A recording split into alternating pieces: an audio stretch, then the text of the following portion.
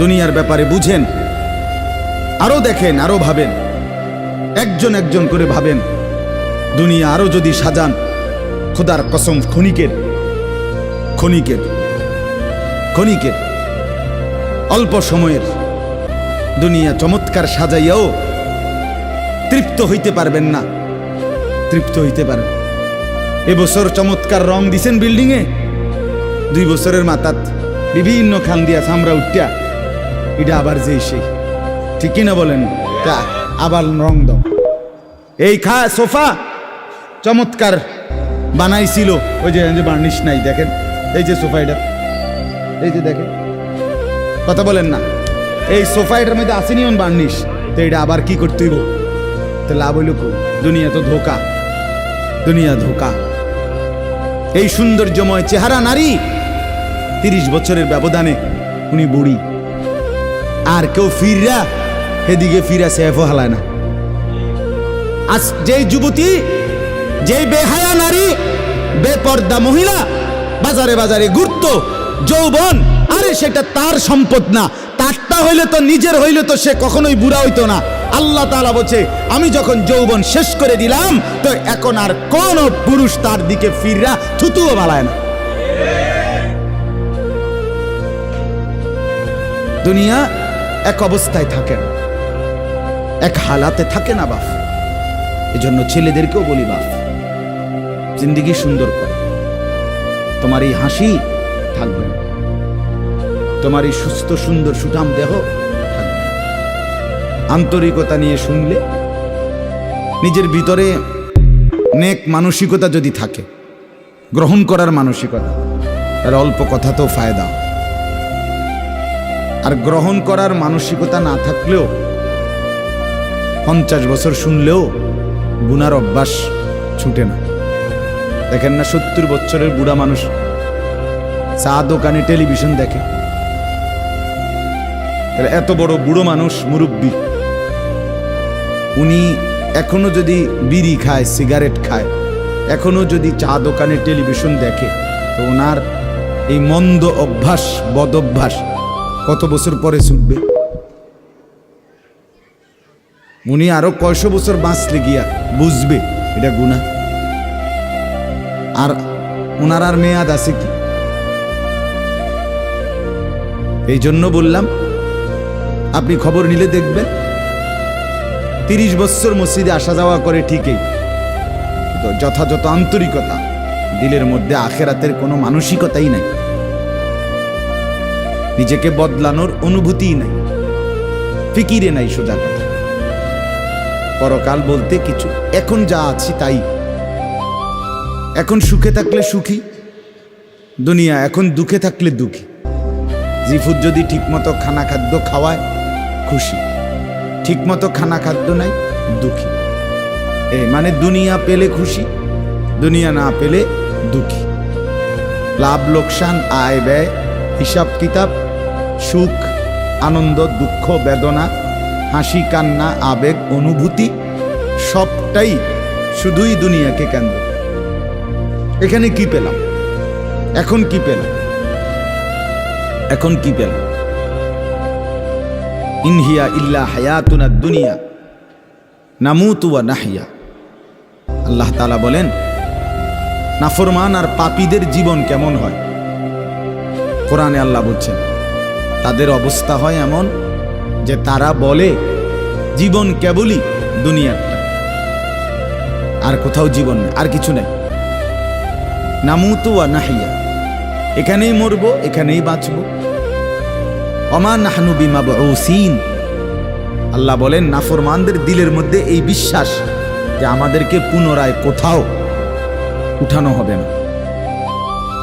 আল্লাহ যে বলছেন হাসরের ময়দানে তোমাদেরকে উঠানো হবে, সুম্মা ইন্নাকুম ইয়াউমাল কিয়ামাতি তুবআসুন। আল্লাহ তাআলা বলেন, তোমাদের প্রত্যেককে কিয়ামতের দিন হাসরের মাঠে তোলা হবে। আল্লাহ বলেন, বেঈমানের দিলে এটা থাকে না। তার কথা হলো প্রাপ্তি অপ্রাপ্তি, লাভ লোকসান, ভালো মন্দ, হাসি আনন্দ, দুনিয়া। ছেলে বিদেশ থেকে টাকা পাঠাইতেছে, খুশি। ছেলে বিদেশ থেকে টাকা টুকা ঠিক মতো দেয় না বা কামাই রোজগারি কম, জিজ্ঞাসা করবেন কেমন আছেন, কি এর বালা, আমরা আর বালা কি এর, হ্যাঁ কি সমস্যা কি তা চাচা, এ ফোলাগারে কত ঋণ ফিন কইরা সুদে টাকা নিয়া কিস্তিতে টাকা লইয়া বিদেশ পাঠাইছি, তেয়ন টাকা পয়সা পাঠায় না, আর বালা কি। তাহলে উনি দুঃখী কেন, টাকা নাই, আবার টাকা পাঠাইতেছে মাশাআল্লাহ, পান খাওয়ার স্টাইলই আলাদা, চা খানার ঢঙে আলাদা, কথাবার্তার স্টাইলই ভিন্ন। কেমন আছেন, আসি আল্লাহর রহমতে, আপনাকে দোয়ায়, দশজনের দোয়ায় আল্লাহ ভালোই রাখছে। কেমনে ভালো, এতে আল্লাহর রহমতে টাকা পাঠায়, আমরা তার মা আমি আমরা মিল্লা খাইয়া পইরা ভালো আছি। তাহলে ভালো থাকে দুনিয়া, ভালো থাকলে ভালো নাই দুনিয়া, ভালো না থাকে তো আখিরাত, কবর, মৃত্যু পরবর্তী জিন্দিগি, সের জন্য কি ব্যাপার, তার জন্য কোনো আলোচনা লাগবে না, এর জন্য কোনো কথা নাই। তাইলে কারো মধ্যে এই আলোচনা, স্বামী স্ত্রী পরস্পরের আলোচনা, এই ঘর সংসার বাজার, খাট ফার্নিচার পালং সোফা, হ্যাঁ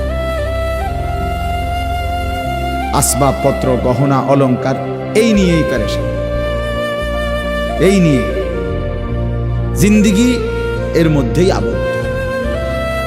তো আখিরাত তাহলে কার জন্য, পরকাল কার জন্য? আমরা মুসলমান, আমরাই যদি পরকাল না চিনি না বুঝি, আমাদের উচ্চারণে, আমাদের অনুভূতিতে, আমাদের আচরণে, আমাদের কথাবার্তা উঠা বসার মধ্যেই যদি পরকালের কোনো নমুনা দেখা না যায়, তো হিন্দু বৌদ্ধদের মধ্যেই দেখা যাবে। কথা উত্তর দেন। কবর হাসর আখেরাতের চিহ্ন ভেসে ওঠার কথা চালচলনে মুসলমানদের মধ্যে না কাফেরদের মধ্যে? মুসলমানদের মধ্যে। কথা তো ছিলই। আল্লাহর প্রিয় বান্দারা, অসংখ্য আল্লাহর নেক বান্দাদের জীবনে আছে, রাত্রিতে ঘুমাইতেন না। জিজ্ঞেস করতে কেন ঘুমান না, বলছে জাহান্নামের ভয় ঘুমাতে দেয়, কবরের ভয় ঘুমাইতে দেয়।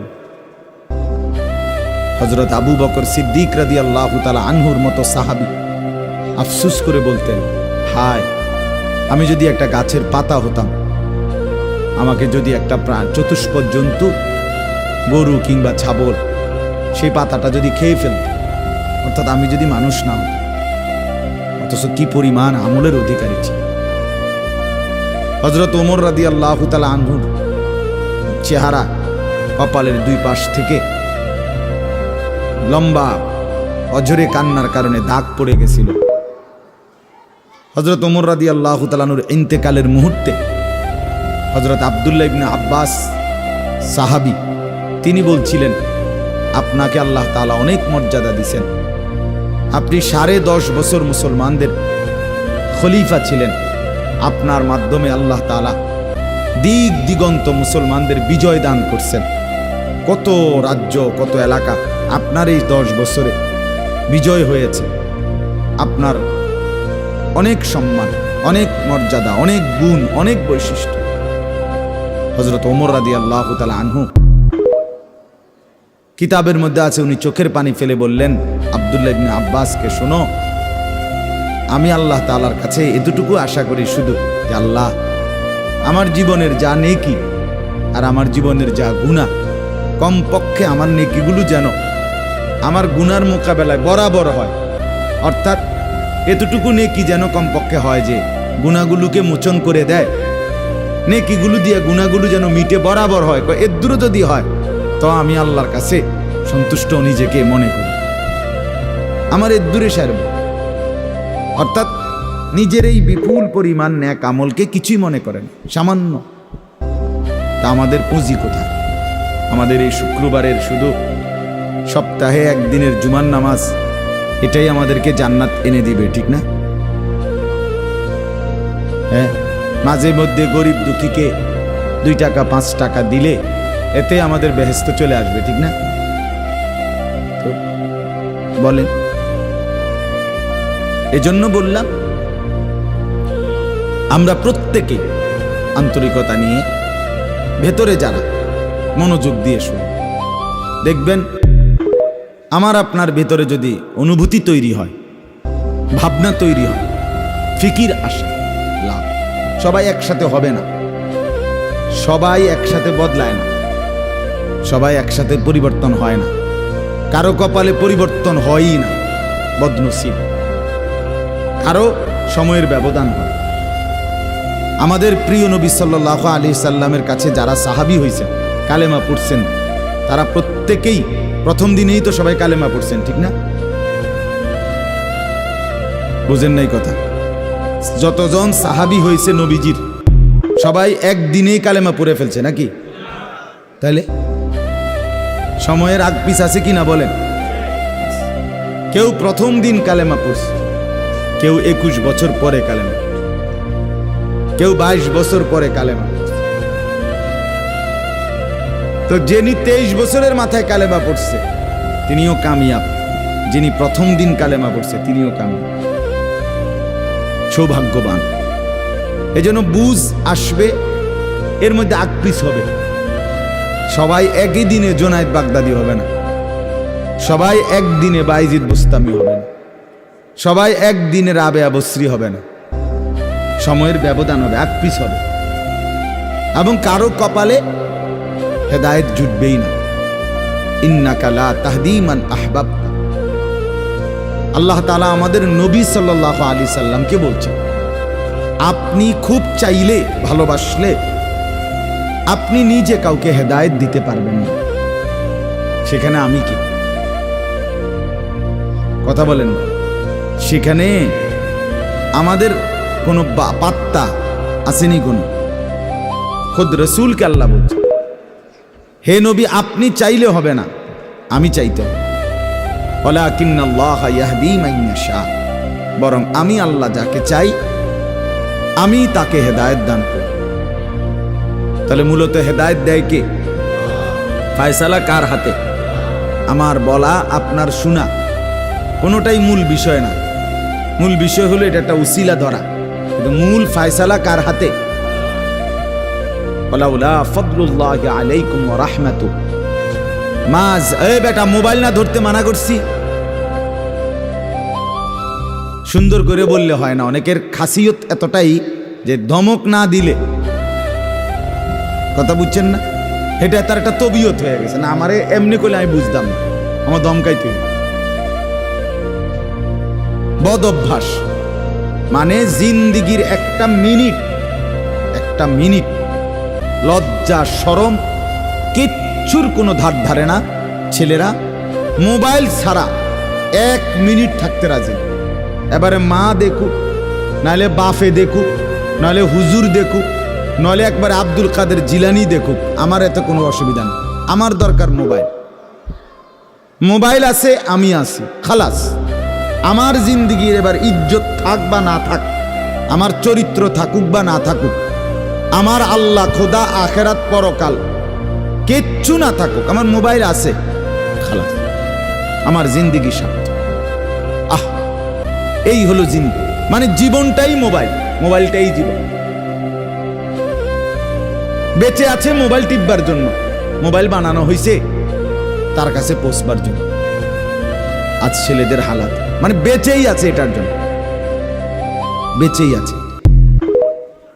জিন্দিগিটাই এটার সাথে সম্পৃক্ত, জীবনটাই এটার সাথে। পৃথিবীতে কোনো যুগে, মনে রাখবেন এই পৃথিবীর ইতিহাস এটা, পৃথিবীতে কোনো যুগে একসাথে সম্মিলিতভাবে যুব সমাজ এত বেশি গাফেল, অকর্মণ্য, অপদার্থ কোনো যুগে হয় নাই একসাথে। এখন যেটা আগে একটা সমাজে, একটা এলাকায় বখাটে দুশ্চরিত্র একজন ছিল, দুইজন ছিল, চিহ্নিত, কথা বোঝেন নাই, চিহ্নিত, তারে মানুষে চিনত, তে সুর। গ্রামে চুক্তি হয়তো একজন, তে একটু খারাপ, তার লগে মিশ্র না। কিন্তু এখন ভদ্রঘরের ছেলে, স্বাভাবিক ঘর থেকে বের হইছে মুসলমানের ছেলে, দিনের পর দিন, রাতের পর রাত এক ওয়াক্ত নামাজ পড়ে না। এতে মা বাবারও কোনো আফসোস নাই, এলাকাবাসীরও কোনো আফসোস নাই, পাড়া মহল্লার সর্দার মাতব্বর কারো কোনো আফসোস নাই, কারো মুখে এই নিয়ে কোনো আলোচনা নাই যে কি আমগো এলাকার যে ফুলাফাইন্ডি এগুলা যে কোনো নামাজই পড়ে না, আমগোর সামনে দুষ্টামি করে, হাঁটাহাঁটি করে, আমরা কি এটা বলতে পারি না? এই অনুভূতিটুকু পর্যন্ত লোপ পাইছে। আহ, এত দুর্ভাগ্য মুসলমানের ইতিহাসে আর কখনো হয়নি। বেনামাজি আগেও ছিল, কথা বোঝেন নাই, বেনামাজি আগেও ছিল, এতটা গাফেল আগে ছিল, মা বাপ এত অসচেতন আগে ছিল। আমার মনে আছে আমরা প্রাইমারি স্কুলে হিন্দু স্যার জমের মতো ভয় পাইতাম, হিন্দু মাস্টার, কিন্তু ভীষণ ভয় করতাম। স্যারে দেখলে মাইরা লেবে, এতটা ছিল একটা সময়। কত আজ থেকে 500 বছর আগে, ঠিক না? আমার বয়স ধরেন 500 বছর, আমি আদি যুগের মানুষ, এরম নি তো। আমার বয়স 42 বছর রানিং, শুরু হয়েছে 41 শেষ হয়েছে, তাহলে 30 বছর আগের কথা। আমার পড়ালেখার প্রাইমারি ছোটবেলার জীবন 30 বছর আগের কথা না, 30 বছর আগে। তাহলে এই জন্য বললাম জিন্দিগিটা মোবাইলটার উপরে তুলে দিস, হাসি কান্না আনন্দ বেদনা, হাসলে কাশলে, পেশাব পায়খানা টয়লেট বাথরুম, হ্যাঁ, হোটেল রেস্তোরাঁ পার্ক, যেখানে যখন যাবে 24 ঘন্টার মেইন কাজ আগে একটা ছবি উঠানো, আগে ছবি উঠা, এরপরে বাকি কাজ। আমি সেদিন ওই ফেরির মধ্যে উঠছি, বুঝছেন, ফেরি পার হমু আর কি, আমার গাড়ি উঠছে, আমিও উঠছি, তো দেখলাম যে মোটরসাইকেল দিয়ে এক ছেলে ফেরিতে মোটরসাইকেলটা নিয়ে উঠছে ফেরিতে, ওইটা মাত্র এক পাশে এটারে ব্রেক করে থুইয়া মানে 1 মিনিট দেরি হয়েছে না, আগে এটার পাশে দাঁড়াইয়া একটা ছবি উঠাইছে, উঠাইয়া চুল টুল ঠিক করে ছবিটা 2-3টা পোস্টে উঠাইয়া এরপরে হেঁটে চারিদিকে চাইছে যে আগে মানুষ আসেনি আরো না, আমিও শুধু ফেরি। মানে তার প্রথম দায়িত্ব কি উঠানো, ছবি উঠা। তাহলে কি পরিমাণ ছাগল মানুষের বাচ্চা পরিণত হয়েছে বুঝতেছ? তুমি মোটরসাইকেলের লগে খাড়াইয়া ফেরির মধ্যে ছবি উঠাইয়া ফেসবুকে দিলা, তোমার এটা কোন ছাগলে দেখবো? এটার মধ্যে দেখার কি আছে? মোটরসাইকেল কি বাপ দাদা 14 গোষ্ঠী কেউ চালাইছে না? কথা বলেন না কেন? তো তুমি এটা কিটা দিয়ে আইলা, কি দেখুন কি আছে? মোটরসাইকেলে কি আশ্চর্য, আর তুমি কি আশ্চর্য? কথা বলে এমন যদি হইতো যে আমি চাঁদের দেশে গিয়ে মাত্র মোটরসাইকেলটা থুইয়া এখন চাঁদের দেশের থেকে একটা কি দিছি, মাশাআল্লাহ ভালো কথা তো বেড়া, চাঁদের দেশে মোটরসাইকেল চালায়, এটা একটা বিশেষ কিছু হইতে পারে। কিন্তু এনতে রোডেতে চালাইয়া গিয়া ফেরি উঠছে, এটার মধ্যে আশ্চর্যের কি আছে? মানে রুচির দুর্ভিক্ষ, রুচিহীনতা, মন মানসিকতা একদম নিচে নেমে গেছে, একদম অনুভূতি বিবেক লোপ পেয়ে গেছে, লোপ। মা বোনদের বেহায়াপনা চূড়ান্ত সীমায় নেমে গেছে। মহিলারা পুরুষ সামনে দোনো পাশে ডানে বামে হাঁটতে উঠতে লড়তে দৌড়তে কোনো লজ্জাবোধ করে না। কি বেড়ার গাত লাগে না, বেডিতের গাত লাগে না, অটোর গাত লাগে না, সিএনজির গাত, এত সময় নেই, পুরো ব্যস্ত। বাজার মার্কেটিং, দোকান কেনাকাটা, আফসোসের। মানে এটাই বললাম আমি, একসাথে সবাই, অধিকাংশ বেশিরভাগ অধপতন একসাথে মুসলমানের সমাজে 1450 বছরে আর কখনো এতটা ছিল না। অল্প অল্প ছিল, অল্প অল্প, একজন দুইজন। বেপর্দা নারী, বেহায়া মহিলা, লজ্জা শরম কম, এরম বেডি ছিল একজন দুইজন, 2 গ্রামে 4 গ্রামে। কিন্তু মা বোনদের এখন বাজার আর মার্কেটিং দেখলে মনে হয় না আপনি জিগাইয়ের খবর লইতে বোঝে আপনি বাইক থাকেন কোন টাইমে, সপ্তাহে কোন দিন আপনি বাড়িতে থাকেন কখন আপনি টের। আপনি শনিবারও দেখবেন এবড়ি বাজারে, রবিবার, সোমবার, মঙ্গলবার, বুধবার, বৃহস্পতিবার, শুক্রবার, শীত, গরম, রোদ, বৃষ্টি, বান, তুফান, ঘূর্ণিঝড়, টর্নেডো, সাইক্লোন, সিডর, মহামারী, করোনা, আরো যদি কিছু থাকে, উনি মার্কেটে যাবে, বাজারে যাবে। আফসুসের আফসুসের ব্যাপার, আফসুসের ব্যাপার। আমরা অতিরিক্ত আত্মবিস্মৃত জাতি হিসেবে পরিগণিত হচ্ছি। তো বলতেছি ইনশাআল্লাহ, আমি এই কথাগুলো বললাম, অর্থগুলো আমরা বেফিকির হয়ে গেছি। মুসলমানের সবচেয়ে বড় সম্পদ, এক মুমিনের সবচেয়ে বড় সম্পদ, আল্লাহ নবী সাল্লাল্লাহু আলাইহি সাল্লাম 23 বছরে সাহাবায়ে কেরামের জীবন এবং দিল অন্তরে আখিরাতকে বসায় দিয়েছেন। তারা যেন 24 ঘন্টা রাতে কিংবা দিনে, হাঁটতে কিংবা বসতে, ঘরে কিংবা বাহিরে, আখিরাতকে সামনে নিয়েই জীবনটা সাজাইছে, জীবনটা সাজাইছে। কোরআনুল কারীমের শুরুতে আছে সূরা বাকারার মধ্যে আল্লাহ তাআলা বলেন, অবিল আখিরাতি হুম ইউকিনুন। মুত্তাকি বান্দা কারা? কোরআন থেকে হেদায়েত পাবে কারা? কোরআন বুঝবে কারা? আল্লাহর পক্ষ থেকে হেদায়েত পাবে কারা? আল্লাহ বলেন, এই গুণ যাদের, তাদের মধ্যে একটা হলো যারা আখিরাতের ব্যাপারে ইয়াকিন রাখে। ইয়াকিন শুধু বিশ্বাস না, বিশ্বাসটা একদম দিলের মধ্যে ইয়াকিন।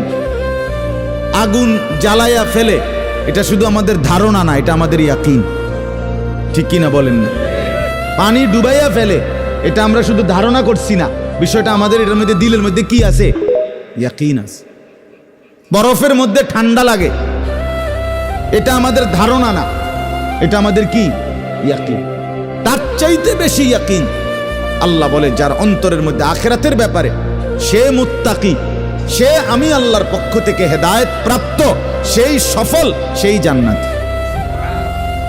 ইয়াকিন পর্যায়ে থাকতে মানে 1 সেকেন্ড আমি যদি দুঃখে পড়তে পড়তে পড়তে জীবনের কোনো চাওয়া পাওয়া পূরণ নাও হয়, কিচ্ছু জীবনের আশা, কত সময় কত কিছু চাইছি, কিছুই পূর্ণ হলো না, খোদার কসম তবুও বিশ্বাস করতে হবে আল্লাহই সত্য, আখিরাতই সত্য। আবার পেতে পেতে আমি যদি গোটা দুনিয়াও পেয়ে যাই, তবুও আমাকে বিশ্বাস করতে হবে এটা স্থায়ী না, এটা কিছুক্ষণের, আমার আল্লাহই সত্য, আখিরাতই সত্য। যার কারণে সাহাবায়ে কেরামের মধ্যে যারা প্রচন্ড গরিব ছিলেন, ওনারাও শতভাগ বন্দিগি করছেন। সাহাবায়ে কেরামের মধ্যে যারা ভীষণ ধনী ছিলেন, তারাও শতভাগ বন্দিগি করছেন। হযরত ওসমান রাদিয়াল্লাহু তাআলা আনহু ধনী ছিলেন। হযরত আব্দুর রহমান ইবনে আউফ রাদিয়াল্লাহু তাআলা আনহু অনেক বড় ধনী ছিলেন। 100 উট ওই জামানায়, নবীজির জামানায়, নবীজির ইন্তেকালের পরে এক সালানে 100 উট বোঝাই মাল হযরত আব্দুর রহমান ইবনে আউফের মদিনার বাজারে সালান ঢুকতো, পাইকারি মাল আসতো 100 উটে করে। সেই যুগে, আজ থেকে 1300 বছর 1400 বছর আগে, আপনি বলেন তো কি পরিমাণ ধনী ছিলেন তিনি। একদিন শুধু হযরত আয়েশা রাদিয়াল্লাহু তাআলা আনহা, নবীজির স্ত্রী, বলছিলেন, আব্দুর রহমান, তোমার এই বিপুল মাল, এগুলার হিসাব দিতে দিতে তুমি তো হাসরের ময়দানে ফুলসিরাত পার হতে গিয়া তোমার কোমর বাঁকা হয়ে যাবে। আমরা কিতাবে পড়ছি সাহাবী আব্দুর রহমান ইবনে আউফ, ওনার উট 100 উটের মাল মদিনার বাজারে পাইকারি চালান নামাইতেছিল। তখন উনি এই সময় শুনছে এই কথাটা, ওনার কানে আসছে, সাথে সাথে সবাইকে ডেকে বলছে, ব্যবসায়ীদেরকে, বাজারের লোকদেরকে, তোমরা সবাই সাক্ষী থাকো।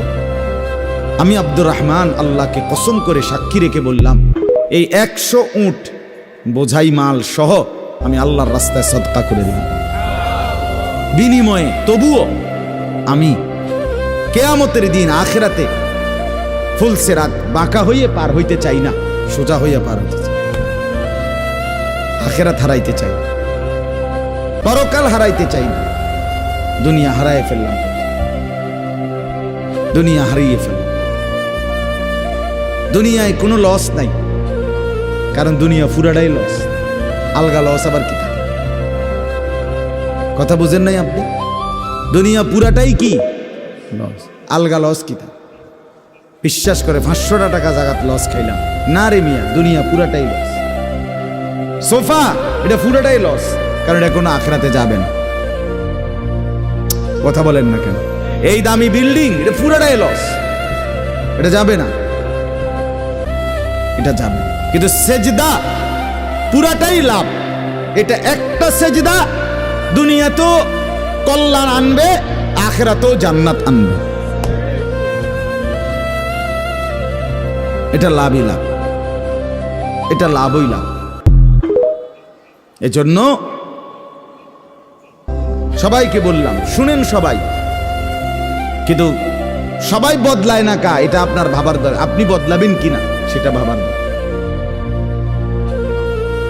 সবাই লইয়া চিন্তা করলে একসাথে যে যেদিন আমরা গ্রামের সবাই ভালো হবে, নামাজি হবে, সেদিন থেকে আমিও পড়মু, তাইলে হইতো না। আপনি জীবনও পারতেন, তাইলে পারতেন না।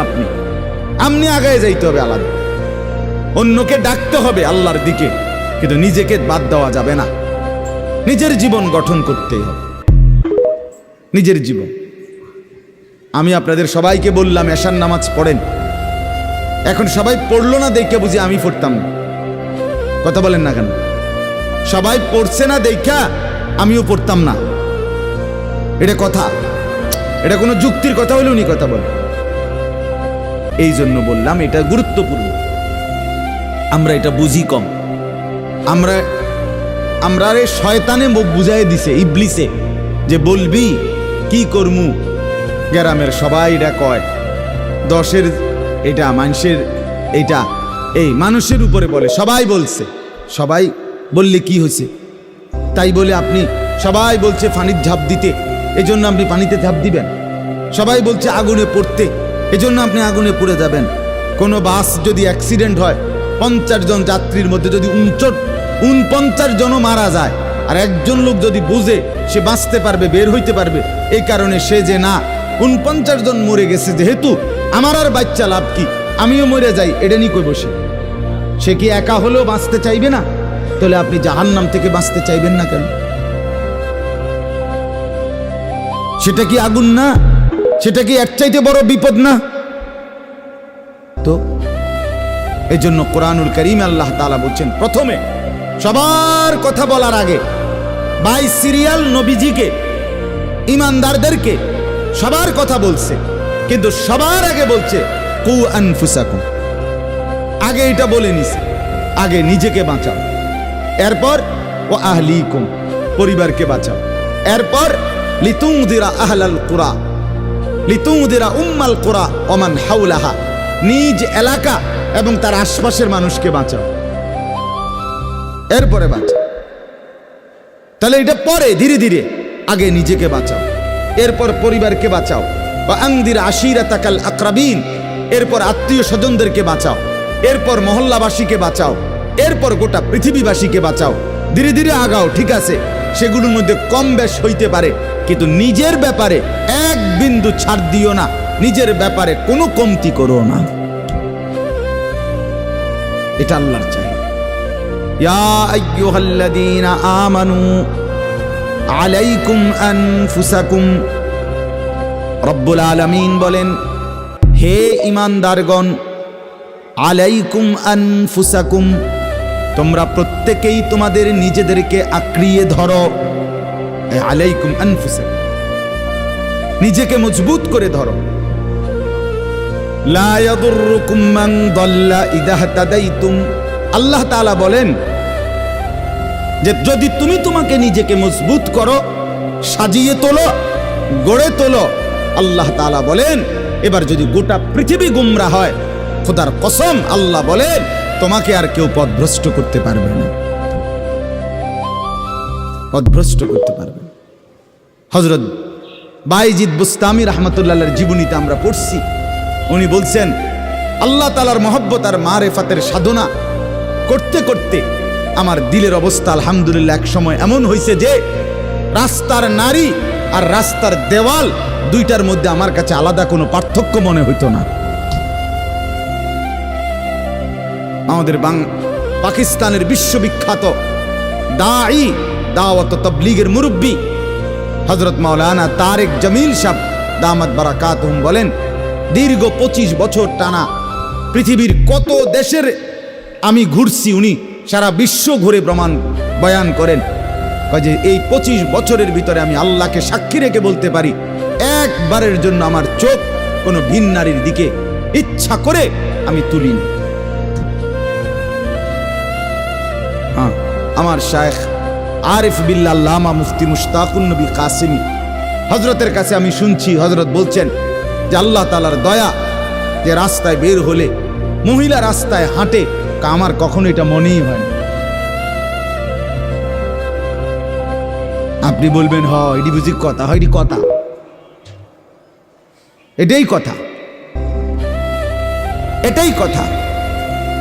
আপনি বলবেন এটা বুঝি সম্ভব না, আপনি নিজের ব্যাপারে নাফরমানি করে নিজেরে নষ্ট করে ফেলছেন বইলা এখন সম্ভবটাও আপনার কাছে বুঝে আসতেছে, তাহলে এটাই সম্ভব, এটাই সম্ভব। হযরত ইব্রাহিম আলাইহিস সালাম বলছিলেন সারা দুনিয়াও যদি নিজের এলাকাবাসীকে, কওমকে,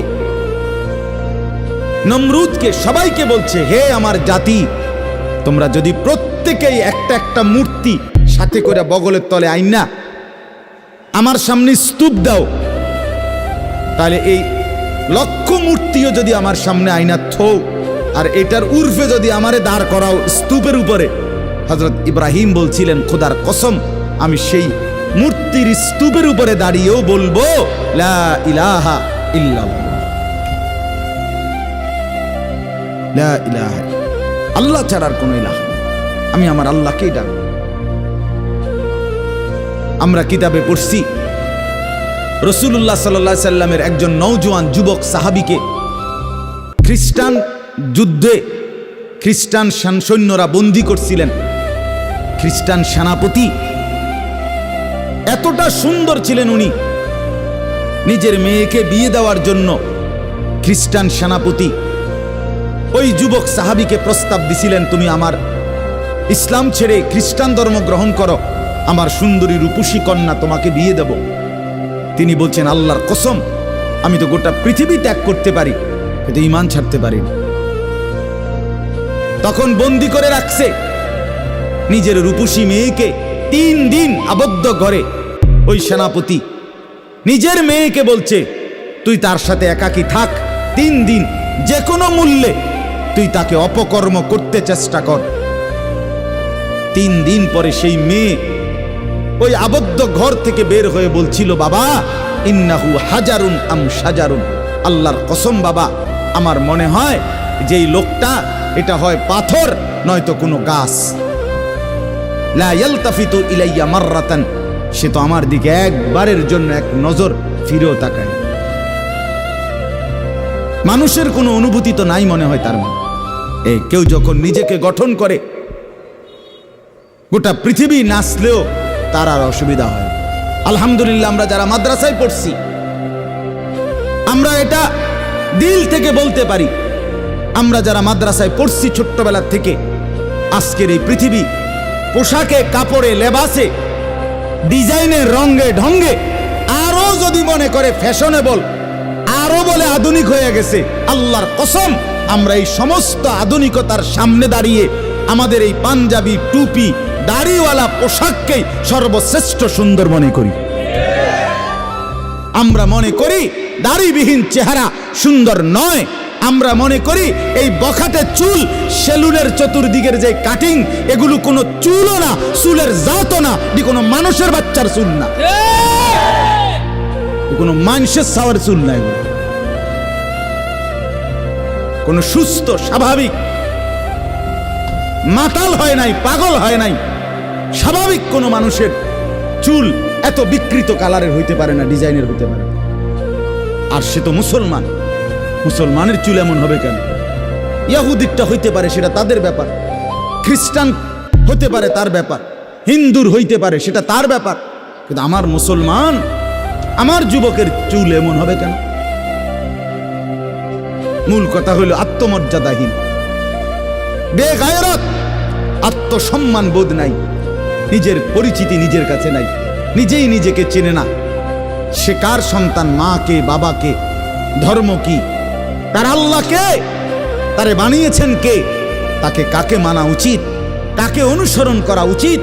আজকে টেলিভিশনের অব্যাহত প্রচারণা, দুশ্মনের অব্যাহত টানা লাগাতার প্রচারণা আমাদের নারী পুরুষকে বেসামাল বানায়।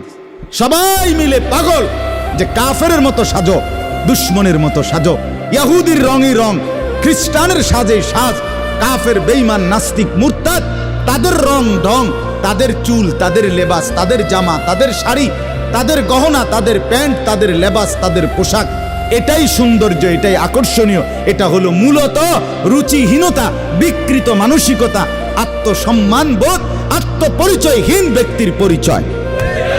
যে নিজেকে চিনে না, যে জানে না আমি চিনি আলহামদুলিল্লাহ, আমার আল্লাহ আছে, আমার একজন রসুল আছে, আমার একটা কিতাব আছে, আমার একটা ধর্ম আছে, আমি কেন অন্যের পোশাক পরব, আমি কেন অন্যের রঙে সাজবো?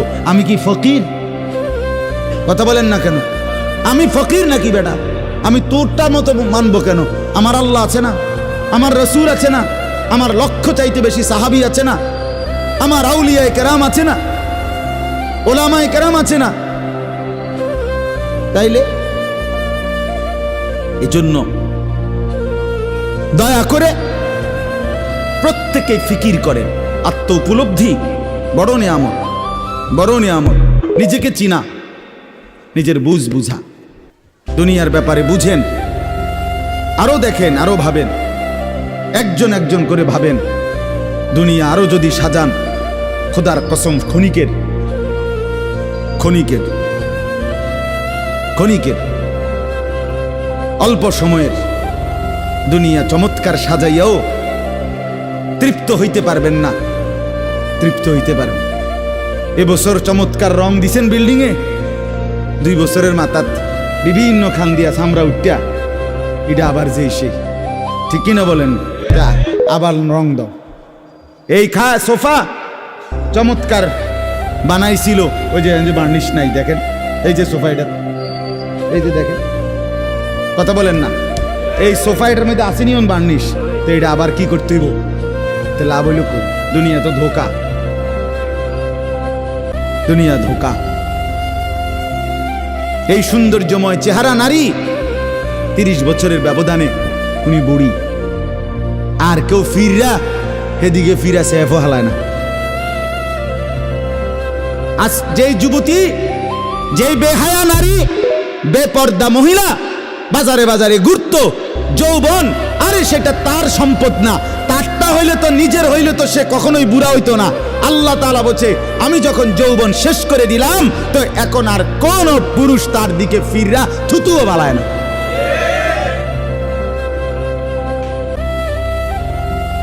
থুতুও ফেলে না। হায়াতের প্রত্যেক মুহূর্ত আল্লাহর দান। দুনিয়া অল্প ক্ষণিকের, দুনিয়ার প্রত্যেকটা অবস্থা পরিবর্তনশীল। এই যে বৃষ্টি হচ্ছিল, এখন নাই, আবার একটু পরে হইতে পারে। এই যে অন্ধকারে ঢাকা, এটা স্থায়ী না, একটু পরে আবার সকাল হবে। এই যে চমৎকার আলো, এটা স্থায়ী না, একটু পরে আবার সন্ধ্যা হবে। এই তো হাসতেছে লোকটা, কিছুক্ষণ পরে আবার কাঁদবে। এই সুস্থ মানুষ, কিছুক্ষণ পরে আবার ব্যারাম, রোগ, এরই নাম দুনিয়া। ঘুরতে থাকে, পরিবর্তনশীল, স্থায়ী না। অল্প সময়, অল্প সময়, দুনিয়া অল্প কিছুক্ষণের, আখিরাত স্থায়ী, মৃত্যু পরবর্তী জিন্দেগি স্থায়ী। সেটা হবে, এটা যেহেতু হইছে ওইটাও হবে। এটা যিনি নিয়ন্ত্রণ করে সেটাও তিনি নিয়ন্ত্রণ করেন। আমাদের কারো ইচ্ছায় সন্ধ্যা হয় না, আমাদের কারো ইচ্ছায় ভোর হয় না। তাহলে বোঝা গেল আলাদা কেউ নিয়ন্ত্রণ করে, তিনিই বলছে আখেরাত হবে, কাজে এটা যেহেতু হইছে সেটাও হবে। কথা বলেন না কেন? হ্যাঁ,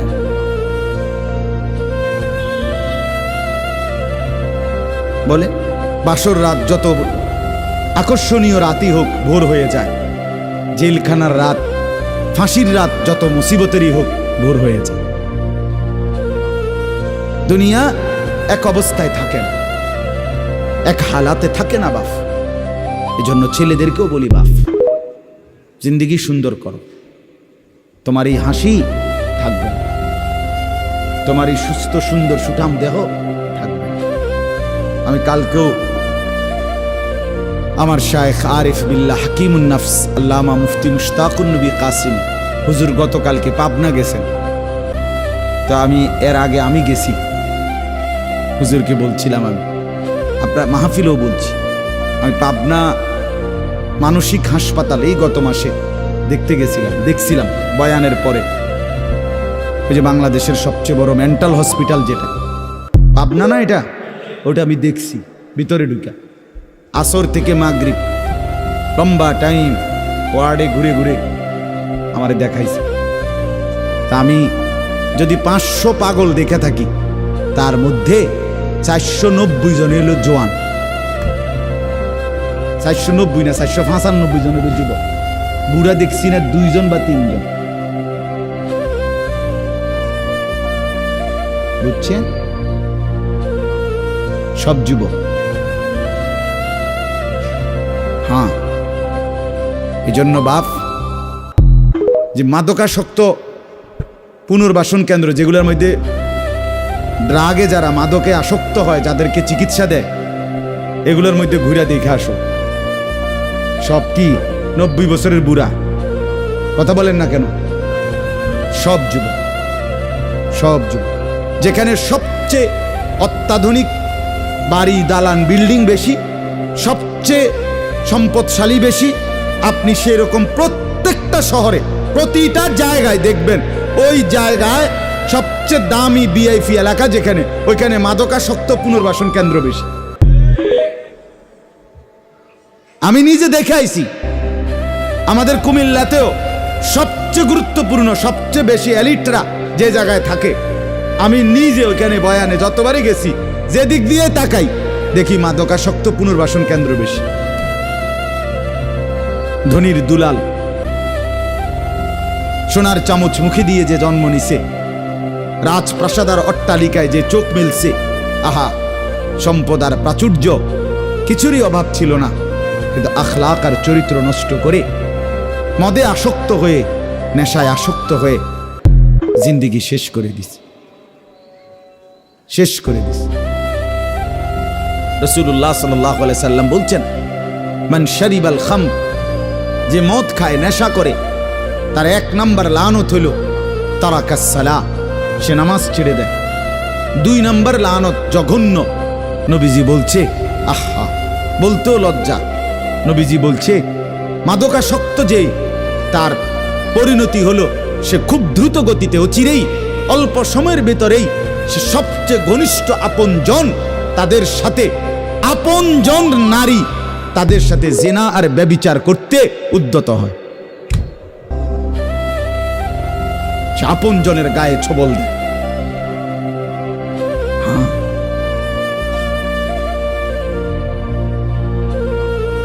এজন্য জিন্দেগি গঠন করা, দুনিয়া নিয়া খুব বেশি মাতামাতি চলতেছে, খুব বেশি দুনিয়া সাজাইতেছে সবাই। সুন্দর গাড়ি, সুন্দর বাড়ি, সুন্দর পার্ক, সুন্দর হোটেল, সুন্দর রেস্তোরাঁ, সবার চেষ্টা দুনিয়া লোভনীয় করা। একটা বোরখা গায়ে দিবে নারী, এটার উপরে সে ডিজাইন করতে করতে এটারে আর বোরকার মেন যে অস্তিত্ব এটার নাই। এটার মধ্যে এই পরিমাণ রং রং লাগাইছে, এবারে এটার মধ্যে বোরকা কোনটা এটার খুঁজে পাওয়া যায়। অসভ্যতা, মানে একটাই মাকসাদ, নিজের দেহ দেখাও, আবার কাপড়ের রং ঢঙও দেখাও, তাহলে হায় বোন, তোমার পর্দা কোনটারে বলে? তাইলে পর্দা কোনটাই বল? যদি বেড়াই ঘাস খায় তো সেই বেড়া দিয়ে লাভ কি? যদি বোরকাই রঙ্গিলা হয়, বোরকার মধ্যে যদি ফুল টুল লাল নীল রঙ্গিলা হয়, তো সেটাও তো পুরুষ লোভের দৃষ্টিতে দেখবে, তো ঢাকবে কি? কে কারে ঢাকে তাইলে বলে? এজন্য দয়া করে প্রত্যেকেই, ছেলেদেরকেও বললাম, বাবাদেরকেও বললাম, মা বোনকেও বললাম, প্রত্যেকেই দুনিয়ার মোহ কমান। দুনিয়া অল্প কিছুক্ষণ, দুনিয়া কতক্ষণ বলেন না? আখিরাতে স্থায়ী, আখিরাতে স্থায়ী। দুইটা মিলান একসাথ করে। দুনিয়া বাদ দিতে বলি না, দুনিয়া বাদ দিয়েন না, বাজার আমরাও করি, দুনিয়া বাদ দিতে বলি নাই, আখিরাত বাদ দিতে নিষেধ করছি। দুনিয়া বা অনেক মানুষের কইলে কয়, হ্যাঁ তাহলে কি এ হুজুরগো কথা দইরা বাজার সদাই আয় রোজগার ইনকাম সব থুইয়া আল্লাহ বিল্লাহ করতে বললো নাকি? আমনের এটা আমরা কইছিনি কোনোদিন, তাহলে আপনি এই ফাজিলি কথা বললেন কেন বলেন? আখিরাত মানে কি? জঙ্গলে চলে যাওয়া। আখিরাত মানে কি? সুন্দরবনে চলে যাওয়া। আখিরাত মানে কি? পাহাড়ের উপরে উঠে যাওয়া। তো তাইলে আপনারা বাদ দিতে বলছে কে? স্ত্রী, পুত্র, পরিজন, ছেলে মেয়ে, বাজার, ব্যবসা সবই আছে, কিন্তু সাথে আল্লাহকে রাখেন, আখিরাতকে রাখেন, পরকালকে রাখেন, বাজারও করেন, নামাজও পড়েন। কথা বলেন না? হাসি আনন্দ মজাকও করেন, আল্লাহকে সেজদাও করেন। স্বামী স্ত্রী সংসার করেন, আল্লাহকে সেজদাও করেন। রাসূলুল্লাহ সাল্লাল্লাহু আলাইহি সাল্লাম, তার একসাথে 9 জন স্ত্রী ছিল, 9 জন বিবি ছিলেন আল্লাহ পাকের অনুমতিতে একসাথে। তো তিনি প্রতি রাত্রে পৃথক পৃথক সিরিয়াল করা রুটিন মাফিক স্ত্রীদের কাছে রাত থাকতেন। কিছুটা সময় স্ত্রীকে সময় দিতেন, বাকিটা সময় তাহাজ্জুদের নামাজে আল্লাহ তাআলার জন্য সারা রাত দাঁড়িয়ে থাকতেন, দাঁড়িয়ে থাকতেন। নবী সাল্লাল্লাহু আলাইহি সাল্লাম কি আহার করে নাই? নবী সাল্লাল্লাহু আলাইহি ওয়াসাল্লাম কি সংসার করে নাই? নবী সাল্লাল্লাহু আলাইহি সাল্লামের কি সন্তান ছিল না? কথা বলেন না কেন? নবী সাল্লাল্লাহু আলাইহি ওয়াসাল্লামের খায়বারের মধ্যে নবীজির নিজের খেজুরের বাগান ছিল। রাসূলুল্লাহ সাল্লাল্লাহু আলাইহি ওয়াসাল্লামের শস্য আপনার খেজুরের বাগান ছিল। তাইলে আল্লাহর নবী সাল্লাল্লাহু আলাইহি সাল্লাম দুনিয়া বাদ দেন নাই। সাহাবায়ে কেরামের অসংখ্য সাহাবী তারা বাজার করতেন, ব্যবসা করতেন, তরি তরকারির চাষাবাদ করতেন, খেজুরের বাগান করতেন, আঙ্গুরের বাগান করতেন, তারপরে আখিরাতের বন্দিগিও করতেন। এটাকে বাদ দিতে বলছে কেউ আপনাকে? আমরা বললেই উল্টা কথা কয়, উল্টা মাইতো না চাই। হুজুরের এত কথা ধরলে আর চলন যাইতো না। আর না আমনে একটা চলিন হইয়া গেছেন, আর আমরা উঠতে রয়েছি সবাই। আমনে গেল ভাত খান, আমরা 3 বেলা চিরা খাই ভিজাইয়া। এজন্য দয়া করে আখিরাত বাদ দিয়েন না, আখিরাতকে মিলান।